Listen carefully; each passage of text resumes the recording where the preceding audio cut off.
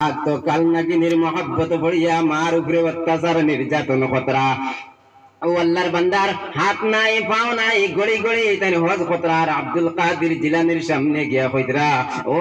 জামানার বলি আব্দুল কাদের জিলানি আমি ওই বিষাক্ত কাল নাগিনীর শাদি করিয়া যেই সময় ঘরের মধ্যে আনলাম ওই বিষাক্ত কাল নাগিনী আমারে কই আমি আমার মার উপরে অত্যাচার করতাম কারণ আমার মা বয়স্ক হয়ে গেছে এর কারণে আমার মায় কিছু বেশি মাত কথা করেন আমি আমার বিবির মহাব্বতের মধ্যে পড়িয়া আমার জনম দুঃখিনী মার উপরে আমি কিছু অত্যাচার নির্যাতন করে লইছি একদিন দুই দিন তিন দিন ওলা কয়েকদিন গুজরিয়া গেল এমনই একদিন আমার প্রিয়তমা স্বামী প্রিয়তমা স্ত্রী আমার কইলা ও প্রাণের স্বামী তোমার মারে তুমি মারিয়া দুনিয়ার জমিন থেকে বিদায় করতে পারতাই নাই ও স্বামী আমি তোমার একটা বুদ্ধি শিখাইয়া দেই আর ও স্বামী বাজারের মধ্যে যাও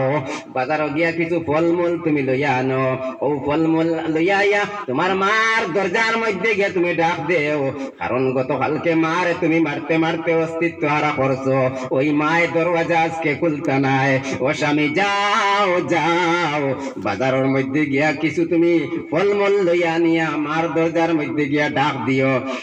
মায়ের দরওয়াজা খুলবা ওই স্ত্রী কিলাখান বুদ্ধি দিতরা মারে মারাইবার লাগিয়া ওই বেটিয়ে তার স্বামীর হয়ে দিতরা স্বামী যাও বাজার তাকিয়া ফলমূল লইয়া মার দরজার মধ্যে আইয়া মারে ডাক দিও মায়ের দরজা খুলবা ওই সময় এখানে মারে তুমি কুলোর মধ্যে লইয়া তুমি আপেল খাটিয়া মার মুখের মধ্যে দিও আর মারে কইও মা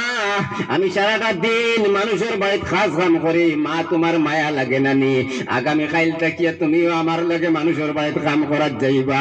দুইজনে মিলিয়া সংসার চালাইমু ওই বিবি ওলা খান